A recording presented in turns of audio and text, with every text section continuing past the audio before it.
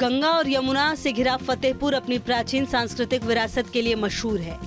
इस सीट पर मुस्लिम वोटर्स किसी भी प्रत्याशी की जीत हार में अहम भूमिका निभाते हैं। यहाँ के मुसलमान मतदाताओं के मन में क्या है, ये जानने के लिए न्यूज नेशन की टीम फतेहपुर पहुंची।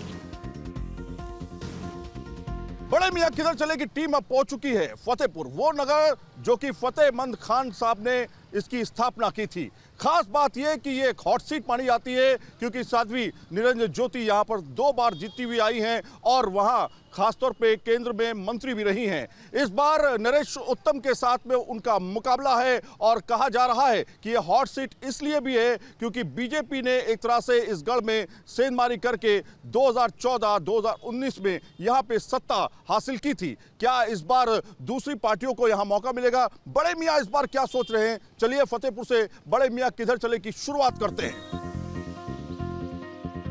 फतेहपुर लोकसभा सीट पर पिछले 2 बार से बीजेपी की जीत हुई है। अब बीजेपी इस सीट पर हैट्रिक रचने की दहलीज पर खड़ी है, लेकिन इस बार फतेहपुर का मुकाबला कांटे की होने की उम्मीद है। बीजेपी के टिकट पर लगातार तीसरी बार साध्वी निरंजन ज्योति चुनावी मैदान में है, तो बीएसपी से डॉक्टर मनीष सचान प्रत्याशी हैं। समाजवादी पार्टी ने नामांकन के आखिरी दिन यानी 3 मई को स्थानीय चेहरे के रूप में नरेश उत्तम पटेल पर दांव लगाया। नरेश उत्तम समाजवादी पार्टी के पूर्व प्रदेश अध्यक्ष हैं। क्या मुद्दे को सोच करके आपके दिमाग में है कि इस आधार पे मैं वोट दूंगी? देखिए, पिछली सरकारें जो थी वो महिलाओं पे इतना काम नहीं किया जितना भारतीय जनता पार्टी ने काम किया, और 3 तलाक पे भी उन्होंने किया। जो आरक्षण इस सरकार में मिला है किसी सरकार में नहीं मिला। आज जो महिलाओं की सुरक्षा के लिए, आरक्षण के लिए काम करेगा, हम लोगों का वोट उसी को होगा। पहले की सरकारों में सुरक्षा अच्छी थी या अब की सरकारों में सुरक्षा अच्छी है? पहले की सरकारों में महिलाएं बाहर नहीं निकल पाती थी और शाम से ही घर वाले चिंता करने लगते थे कि हमारी बेटी अभी घर आई कि नहीं आई। आपकी सरकार में ये है कि महिला बाहर जाए, रात में 12 बजे भी आएगी तो कोई दिक्कत नहीं है, वो सुरक्षित आएगी। इस बार तो भाजपा का ही जोर ज़्यादा है, और लेकिन जो हमारे पहले की सरकार में ये था कि मतलब इतना ज़्यादा महिलाओं को अट्रैक्टिव नहीं देखा जाता था, और आज के समय पे ये है कि महिलाएं कुछ ज़्यादा ही मतलब औरतें सबसे ज़्यादा आगे बढ़ रही हैं हर चीज़ों में, और इतना तो आदमी भी नहीं। लेकिन इस बार हम चाहते हैं कि हमको भाजपा की सरकार में ही ज़्यादा से ज़्यादा औरतों को सहारा दिया जाए, तो हमारा वोट भी उसी को जाना चाहिए। महिलाओं के लिए राहुल गांधी बेहतर है या मोदी जी बेहतर है? देखिए, जो बेहतर तो हमारे मोदी जी हैं, इसलिए पहले की सरकार में जो था उससे बेहतर अब की बार हुआ है, लेकिन हम चाहते हैं कि इससे भी बेहतर हमारी एजुकेशन को लेकर, हमारी हर चीज़ को लेकर के इस बार उसको ज़्यादा है दिया। क्या आपके मुद्दे हैं जिन मुद्दों पर आप वोट डालने जाएंगे? मुद्दे बस यही हैं, जो महंगाई वाला मसला है, यही चीज़ें सब सामने आती जाहिर है कि हाँ। अगर 2019 के लोकसभा चुनाव की बात की जाए तो बीजेपी की साध्वी निरंजन ज्योति ने 5,66,040 वोट हासिल किए, तो बीएसपी के सुखदेव प्रसाद ने 3,67,835 वोट के साथ दूसरा स्थान प्राप्त किया। कांग्रेस के राकेश सचान को 66,077 वोट ही मिले। लेकिन इस बार के चुनावों में मुसलमान क्या सोचते हैं, हमने उन्हीं से पूछा। आपके हिसाब से क्या मुद्दा है, किस मुद्दों पर आप वोट डालने जाएंगे? मुद्दा ये है कि देखिए, बेरोजगारी है, महिला उत्पीड़न है, और बेरोजगारी के साथ साथ जो बच्चे अभी युवा हैं जो उनको ज्ञान ठीक से नहीं मिल रहा है, वो गुमराही हैं। अगर उनको ज्ञान सही से मिलता तो ये इतनी दुर्दशा देश की ना होती। बेरोजगारी के साथ साथ महंगाई इतनी बढ़ गई है कि किचन चलाना मुश्किल है। कैंडिडेट आपके सामने हैं बीजेपी के और कांग्रेस सपा गठबंधन के, समाजवादी पार्टी की तरफ से। क्या कौन कैंडिडेट आपके लिए बेहतर है? कैंडिडेट तो जो है प्रदेश अध्यक्ष हैं नरेश उत्तम जी, वही बेहतर है, और उनके अलावा कोई नहीं है, क्योंकि वो अपने जिले के हैं। आपके हिसाब से क्या मुद्दा होना चाहिए फतेहपुर? मेरे लिए तो नई शिक्षा नीति लागू जो हुई है उस पे सवाल है। काफ़ी लोगों को एजुकेटेड को लेके सवाल है, और महिला उत्पीड़न ज़्यादा हो रही है तो उस पे सवाल है। आपके हिसाब से कौन आपकी सुरक्षा बेहतर कर पाएगा? अब तो बस माननीय अखिलेश यादव जी हैं और उनके प्रत्याशी उतारे गए, बस वो। महागठबंधन का मैं सपोर्ट कर रही हूँ। महागठबंधन में जो भी प्रत्याशी हो, मुझे क्या कहते हैं, केंद्र की कुर्सी बदलने में पूरा ही जोर लगा के बदलने का काम करूँगी। बेहतर काम कौन करने वाला है? बेहतर काम जो है आपकी इंडिया गठबंधन करेगा। इंडिया गठबंधन? जी, इंडिया। बीजेपी नहीं? बीजेपी नहीं। बीजेपी से तो सारे सरोकार ख़त्म हो गए। हमने 10 साल उनको बना करके देख लिया। 10 साल में हमारे यहाँ सबसे बड़ी समस्या अगर कोई है तो है सीवर लाइन, पाइप लाइन। हमारे यहाँ अभी बगल में मोहल्ला है, आप देख लीजिए, पानी अगर 10 मिनट पानी गिर जाए तो गांठ से ऊपर पानी भर जाता है। प्रयागराज मंडल में शामिल फतेहपुर जिला राजनीतिक रूप से बेहद अहम है। फतेहपुर लोकसभा सीट से पूर्व प्रधानमंत्री विश्वनाथ प्रताप सिंह भी चुनाव लड़ चुके हैं। वो जब देश के प्रधानमंत्री बने तो इस सीट से सांसद चुने गए थे। मुस्लिम समुदाय किस तरफ जाता हुआ दिखाई दे रहा है? क्या विकास के मुद्दे पर वोट डाला जाएगा या नेशनल मुद्दे हैं अलग अलग बहुत सारे, यूसीसी, एनआरसी, सीए जैसे मुद्दे? जी देखिए, राष्ट्र के मुद्दे तो अहम ही हैं और साथ में जो मुद्दे विकास के मुद्दे भी हैं। हमारे शहर में बहुत विकास हुआ है।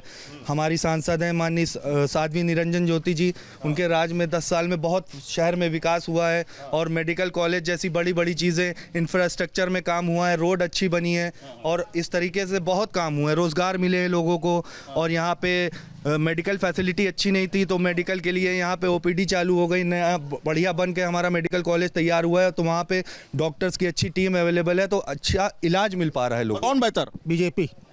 ऐसा क्यों लग रहा है आपको? ऐसे बहुत विकास किया है, बहुत अच्छा काम किया है। इससे पहले किसी सरकार ने इतना अच्छा काम नहीं किया।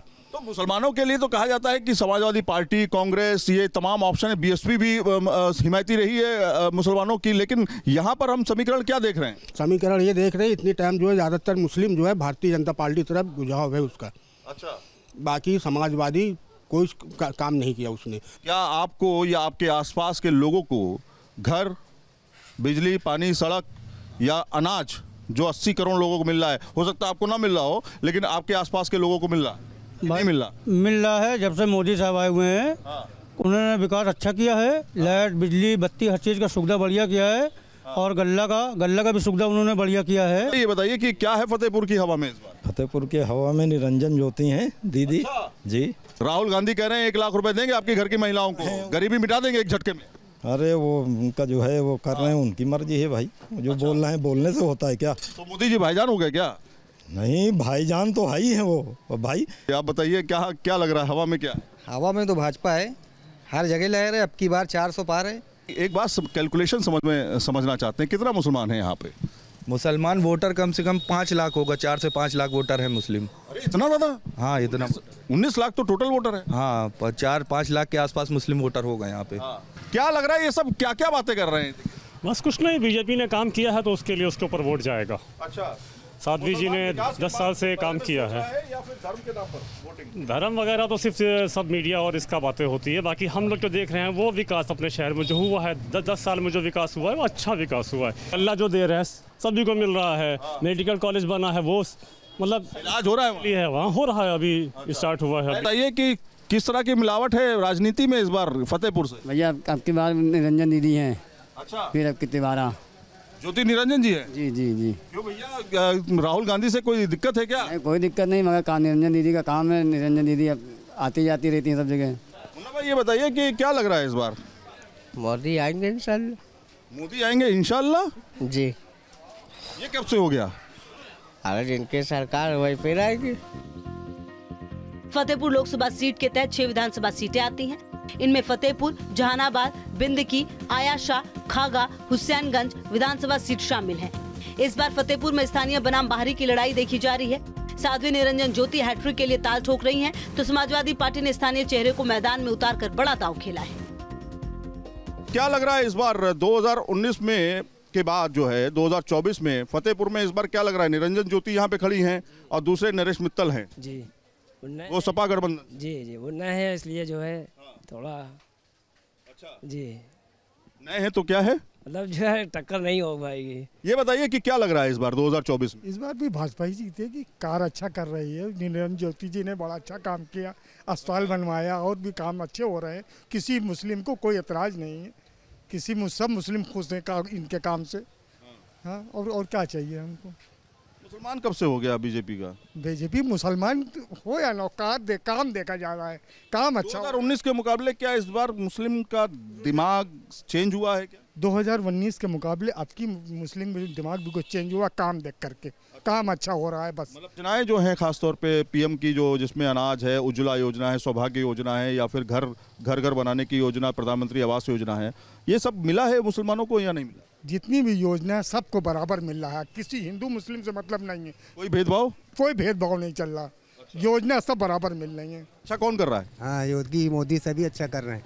योगी मोदी अच्छा कर रहे हैं, सब अच्छा कर रहे हैं। आप किधर जाते हुए दिखाई दे रहे हैं? हम भाजपा की तरफ। पर क्या लग रहा है, माहौल क्या है, कहाँ हवाओं में क्या फिजा, किसकी खुशबू है? भाई खुशबू तो देखा जाए तो इस टाइम लहर तो चल रही है, इस टाइम समाजवादी कांग्रेस की यूपी में। इस बार आप केंद्र में किसको देखना चाह रहे हैं? मोदी को देखना चाह रहे हैं या राहुल गांधी को देखना चाह रहे हैं? हम तो केंद्र में राहुल गांधी को ही देखना चाह रहे हैं। क्या है, दुकानदारी कैसी चल रही है? अच्छी है। सरकार लेके आई जीएसटी या इस तरह के तमाम चीजें लेके आई, उसका फायदा मिल रहा है या उससे मामला गड़बड़ा गया? ठीक है, फायदा है। अच्छा भाई, जो हम कमा रहे हैं कुछ सरकार को भी दे देना चाहिए। उनका भी काम है कि भाई कुछ पैसा, हाँ, देश कैसे चलेगा भाई।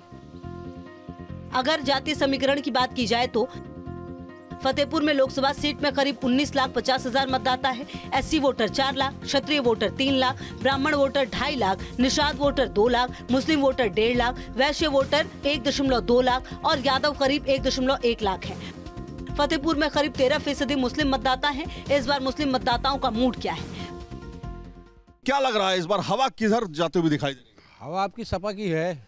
अच्छा, सपा की लहर है क्या? बिल्कुल है। वजह क्या मान रहे हैं, क्यों सपा? क्या राहुल गांधी और समाजवादी पार्टी एक साथ आने से फायदा होगा या नुकसान रहा? बिल्कुल फायदा होगा जो है ना इसमें, क्योंकि मतलब जो है हमारे प्रधानमंत्री जी ने आज तक जो है यहाँ फतेहपुर के अंदर कोई ऐसा कार्य नहीं किया जिससे पब्लिक को फायदा मिले। साध्वी निरंजन ज्योति यहाँ पे रही हैं, 2 बार सांसद रही हैं, क्या फतेहपुर का विकास किया उन्होंने, डेवलपमेंट किया? बिल्कुल नहीं किया।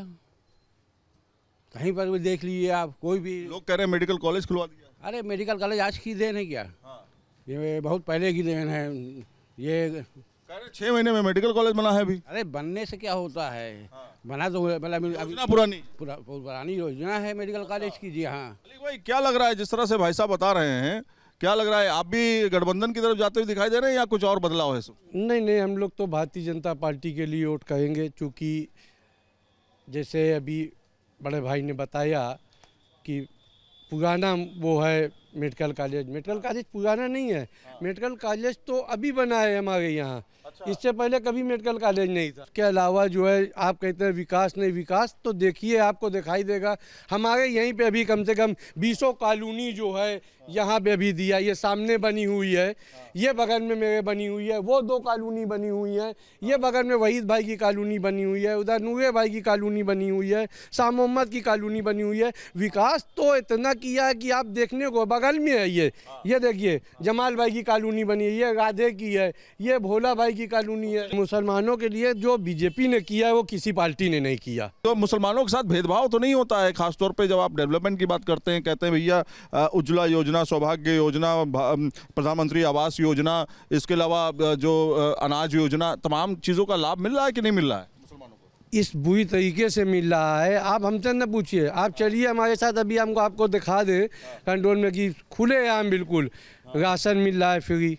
अच्छा, उज्ज्वला योजना मिली है। वोट डालने जाएंगे? हाँ डालेंगे। तो काम कौन कर रहा है? आपने तो पुराना बदलते हुए फतेहपुर देखा है ना। हाँ ठीक है, वो तो हम गठबंधन में देंगे वैसे। फतेहपुर सीट पर भले ही पिछले 2 चुनाव में हार जीत का अंतर 2 लाख के करीब रहा हो, लेकिन इस बार मुकाबला थोड़ा कड़ा हो सकता है, क्योंकि समाजवादी पार्टी और कांग्रेस के बीच गठबंधन है और इस सीट से एसपी ने अपने प्रत्याशी को मैदान में उतारा है। लेकिन बीएसपी भी एक बड़ी सियासी ताकत है और वो चुनाव का रुख मोड़ सकती है। बड़े मियां किधर चले, फतेहपुर से फिलहाल इतना ही, लेकिन दूसरे जिले में जाएंगे और जानने की कोशिश करेंगे वहां के बड़े मियां दरअसल किधर जा रहे हैं। संदीप सिंह के साथ सैयद आमिर हुसैन, न्यूज़ नेशन, फतेहपुर।